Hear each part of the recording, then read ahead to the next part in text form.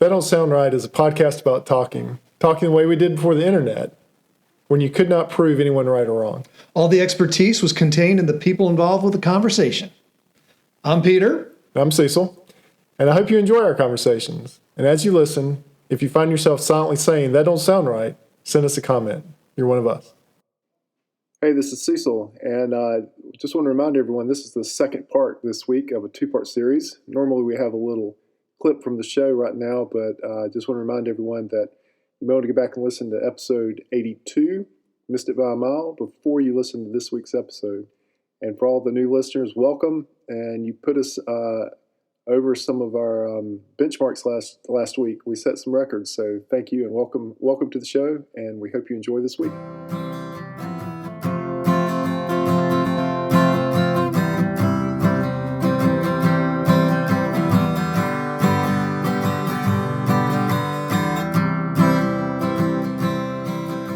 Welcome back to another episode of That Don't Sound Right, a podcast about talking. We're your co-hosts, Peter Billman. I'm Cecil Davis. And we're just trying to have a conversation.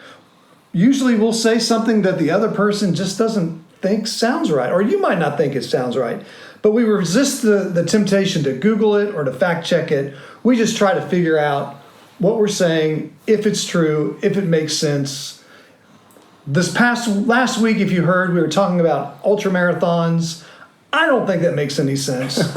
We talked about reasons why it might make sense.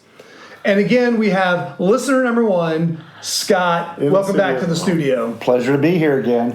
We want to jump right back into the story from last week. Yes. If you recall, Cecil goes to this thing called the Country Mile, where he's attempting to run 33 laps, 3 miles each, to do 100 miles. Right, to get a silver belt buckle. A silver belt buckle.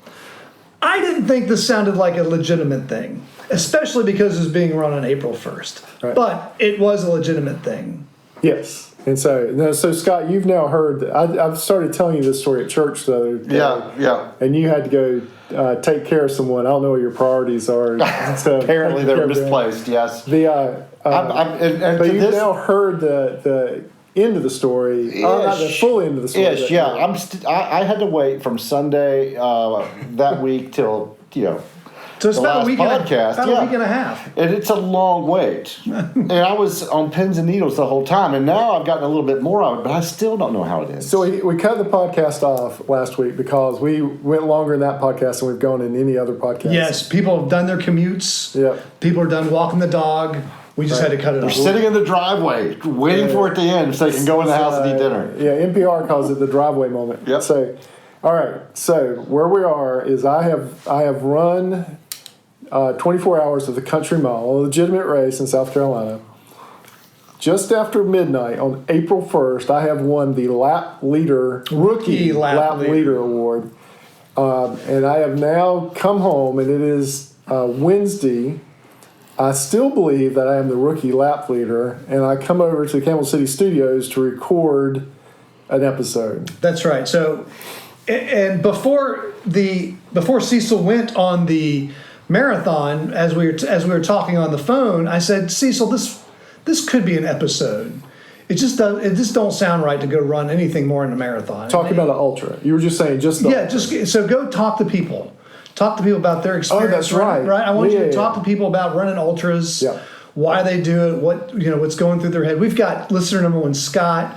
We talked to about his experience last week in his running ultra marathons. And I did that. So you organically, without knowing anything about the journey. Yes, I know. It was organic. And so I actually talked to people during the race, gathering stories, which we haven't even told at this point, for the podcast. That's right. And so I said, Cecil, let's go ahead and record this episode, or at least pieces of it. This was right before Easter, but I said, I've got this guy on the phone that I've been talking to, a guy named Bill Donaldson, who's the organizer, or one of the organizers of the Country Mile. Because we're going to do this episode, I needed to talk to the organizer to get his feedback on what's going on about the Country Mile and why is he doing it. And I completely believe you. Correct. Yeah, so he convinces me now that while I was running the race, has Googled the race and found out who the race organizer is and the contact. Bill Donaldson and I had been trading emails, and we finally had set up a time, and it was this particular evening, Thursday evening before Easter, which maybe we could talk. Okay. So Peter tells me that as I'm coming in, and I was like, oh, we're going to talk to the race guy for the country mile tonight. He's like, yeah. I was like, oh, well, that's great. Right. And so I'm still so anything going through your mind now? Well, now I'm thinking, now I can say, hey, I'm the guy who won the rookie lap leader. You'll remember me. You'll remember me. Yeah. Which also should have clued me in, because when you get him on the phone, I say, hey, me and some of my brother and my cousins, we ran your race. And he doesn't really react. He doesn't, because he's encountered hundreds of people running that race, Cecil. You realize So I say it again, thinking that he obviously has not heard what I said. And I was like, and I say that we ran the race. And really, I get no reaction from this guy that we're interviewing. Unfortunately, in our excitement to get this going on, Cecil doesn't hit record on our podcast machine over here. So I've got him on my speakerphone, hoping his voice, Bill Donaldson's voice, will come through, we'll record it, and we'll be able to capture Bill's great, what it turns out to be, acting ability. Yeah. So at this point in it, now again, if y'all aren't pulling all these stories together, I have been pranked. This is April Fool's joke. There is no rookie lap leader, but I have been awarded that, and I still think that I am that. I'm still fully invested in this. And I think that we're talking to the race leader. Mm-hmm. And now you look across the Camel City studios and you say, will you say that you're the rookie lap leader? And as soon as you say that... Well, what happens is, so first thing, Bill Donaldson agrees that, hey, he'll promote our podcast. And he says, Peter, can you kind of give us the hook for your podcast? Yeah. I said, yeah. So I go through the spiel. Yeah. Oh, this is a podcast about talking. You did a great job. Talking away. So I go through our spiel. And you should have called the brand ambassador in for that one. Well, yeah, I understand. Yeah. This was very nerve-wracking on my part. I did not want to screw this up. So anyway, I do the hook. And so Bill Donaldson turns to Cecil and said, he says, that's great. And then Bill Donaldson turns to Cecil and says what? He says, well, you say you're the rookie lap leader. And as soon as he asked me that question, I was like, wait a minute. Because that's the same setup for this other practical joke that Brian had played on me. And I was like, wait. And at this point, I know something's up. In fact, I even say, this is no joy. Yeah, that's right. You look straight at me and I was like, what's going on here? Yeah, I was like... This sounds awfully familiar. Yeah, I was like, this is not April 1st anymore.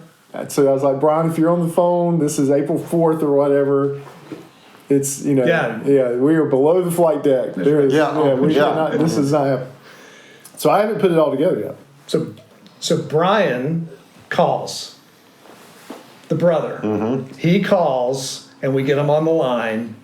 And then there's this discussion about, is this a legitimate April 1st joke? And then Brian gently points out to Cecil, when did you get your lanyard? Yeah. It was just after midnight.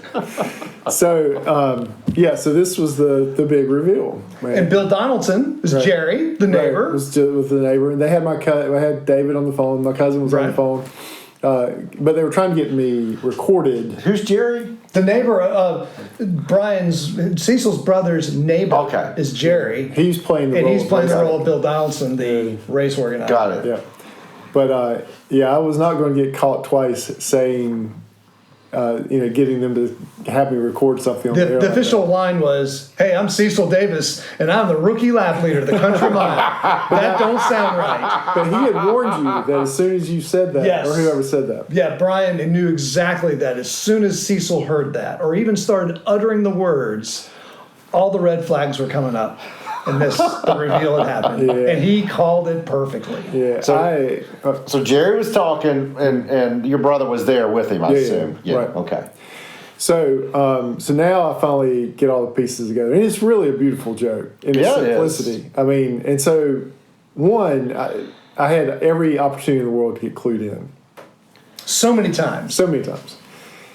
Secondly, things happened like that he doesn't even know about. Like, you saying that I need to interview people during the race. Yeah, that was just organic. Right, which was just organic. And so I had done that. I talked to people as I was walking and running, and so I had these stories in my head I thought we could tell.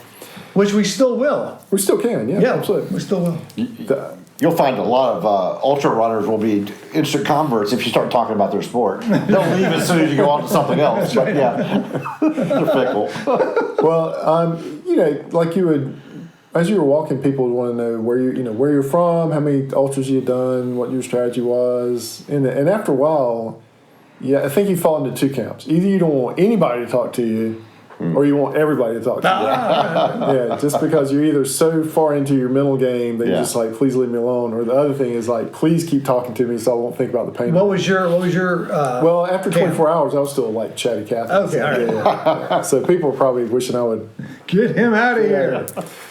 But also, I was going to be there before Brian, right? Which would have complicated things because there was no race packet. At all. No race packet at all. There was no race packet at all. My you just picked your chip up. And so had I gotten there, there was no race packet. So are race packets a common things on races? Race packets are common things. Okay. Yeah. All right. But in this one, there's no race packet. You just pick your number up, you pick your thing. So when I called him and said, pick up my race packet, and he knew I was going to get there after him, he knew then he'd be able to slide this. He must have had a plan B for the paper. Well, he wasn't sure how that was going to work out. Okay. And so he got there and got a Glad Ziploc bag and just got a bunch of stickers and stuff. And they had socks and jammed it all in the bag. Jammed the thing in there. When I got there, he just handed it to me, which to me felt very natural. And it had your number on it. Right, had my number in it, my chip and everything. So that was the first thing that had to fall his way is that. And then, I had 6 hours to think about this. Oh, yeah. Never clear. And all the people I asked with the race, nobody knew about it. No red flags are going off. But you didn't care. You were going to win this thing. Right. I was so far bought into that I was going to win it that it had me completely out of my game. So I'm just saying it was beautiful in its simplicity. It was well done. I will have to build a fake city to get him back. Well, there's another thing that had to happen. They had to get the lanyard into the barn for you to cross at the right time. Right. So that's when we talked about last time. Ray, whose feet were pretty hurt by this time, had to run ahead with the lanyard. And it was dark. You just didn't notice. It was dark. I didn't notice. Well, we were all kind of spaced out a little bit, and so he ran ahead with it, and he's the real hero in this because he gets it back. And so when I come in there, it's sitting there. So he talks to one of the race organizers and said, "Hey, when number 96 comes in." We're playing a joke. Keep it to yourself. Right. Nice. Yep. And then just as people start clapping, just random people are in there think something's happening. They just start clapping. It's midnight. It's midnight. Ultra runners are very supportive of one another. It's funny you bring that up. I thought like triathlons were very supportive. Yeah. It's nothing like ultras. Man, everybody is there for your benefit. Mm-hmm. Yeah. There's a lot of cool stories I've experienced. Just people who are, Are you familiar with the pacers on these 100-mile races? I've heard of that. Yeah. That is the most thankless job. A lot of races have the big 50, 100 milers. They'll usually have a rule after mile 40 or mile 50 or mile 60. You can have a pacer. Okay.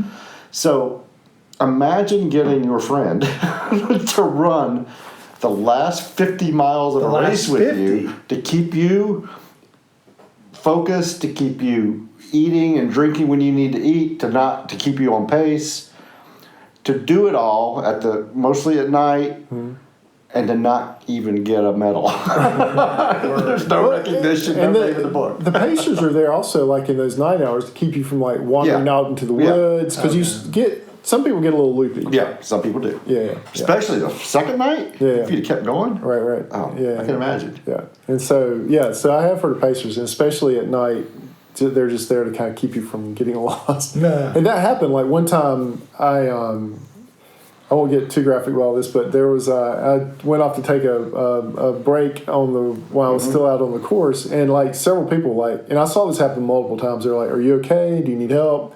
Do you know where you're going? Why are you off? Why are you off? Yeah, and so like if people would stop to stretch, and everybody that went by, are you okay? Do you need help? So it was people were looking out for each other. Yeah, absolutely. So so there it is. No rookie lap leader. So Cecil, any words of wisdom? Words of wisdom, man, are to always keep your guard up. I mean, when you know the day, it's like the Bible, man. I knew the day and the hour. Keep your wicks trimmed, your lamp full of oil, man. Be on guard from midnight on. Well, and that's, like Brian and I don't even accept calls from each other on April 1st. Like, I don't pick up my phone. He doesn't pick up his phone.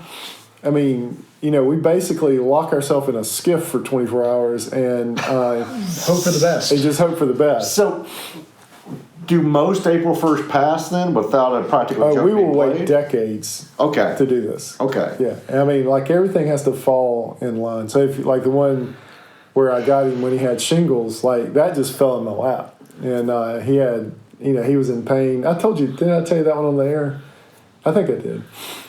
I know it sounds terrible. I'm just not that little sure, bit of but detail. it does sound like you're kicking somebody when they're down. Yeah, it does sound like I was kicking when they're down.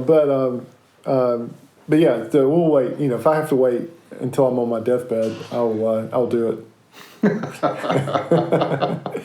It was actually kind of therapeutic for me because I had found myself over the years. I felt like I had gotten just kind of consumed with other things in life.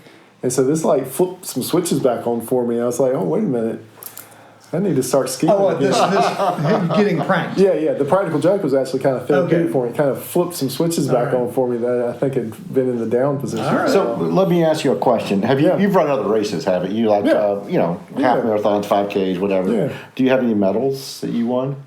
Yeah. Do you have your lanyard with those hanging up your rookie? Oh yeah, absolutely. That's the first thing I did. Is when I went downstairs, I hung it up. I was like, yeah, absolutely. Good.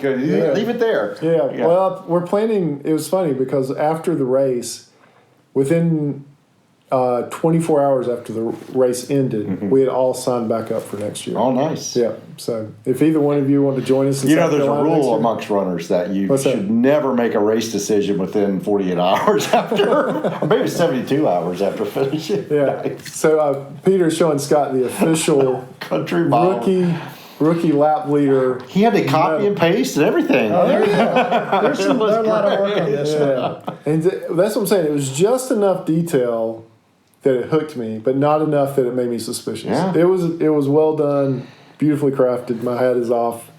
And so if he had gotten the race director to say something, to be ready for your question, right, and to say, would that have been violating the rule if it happened on the 31st of March? No, that was all set up at that point.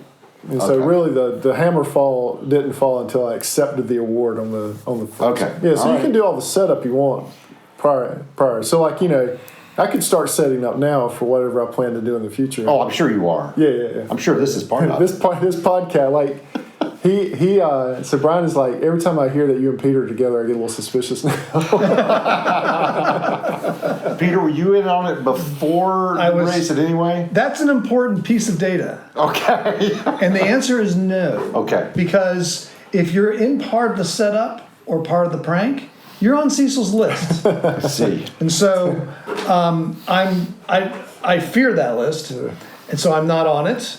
And actually, his daughter and my daughter are not on it, even though they were not part of the setup. They're part of the reveal. Okay, we're all part of the reveal. So he's not going after us. But you have some family members that refuse to participate. Right? Yeah, like Christy will not participate.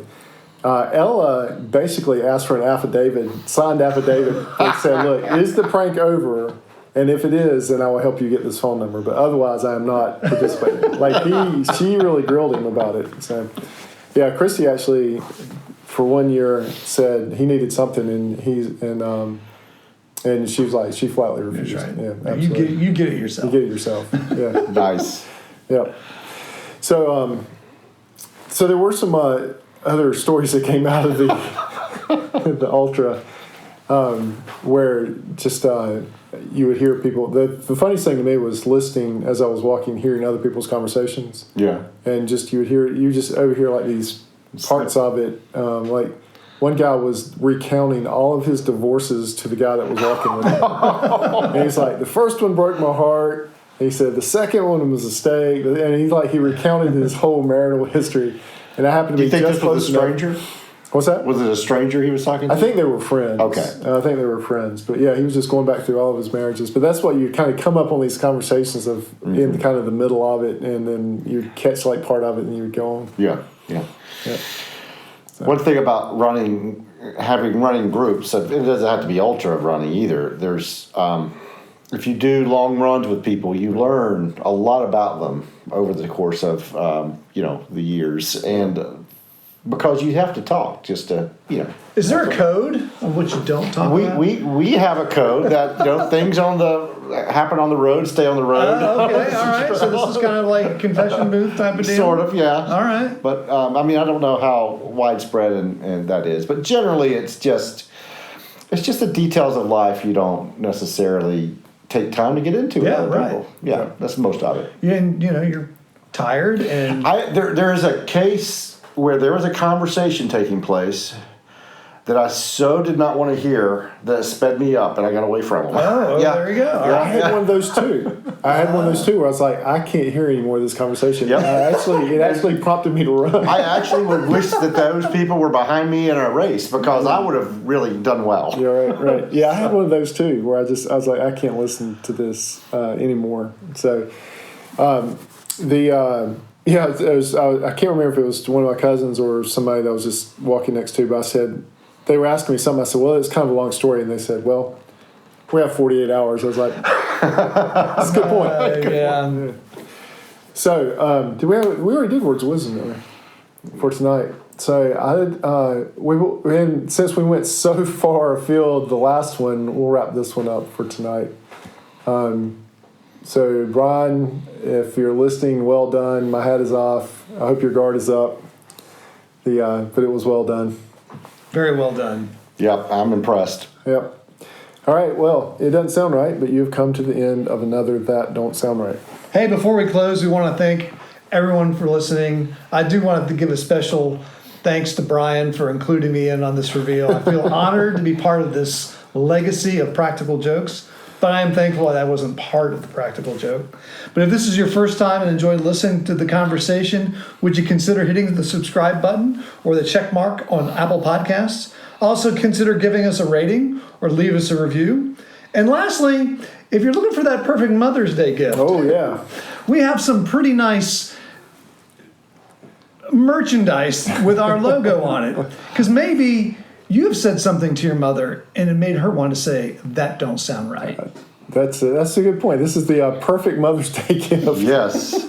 Your mother has definitely heard something out of your mouth that says, that don't sound right. That don't sound right. Yeah. Well, That Don't Sound Right is a production of TDSR Podcast in conjunction with Camel City Studios. I am your host and sound engineer, Cecil. Your other host is Peter, and he does all of our web design. Emily is our graphic designer. Giorgio tests our merchandise. Brent is our brand ambassador. And as always, and in studio tonight, listener number one is Scott. So until next week, keep talking. And stay curious.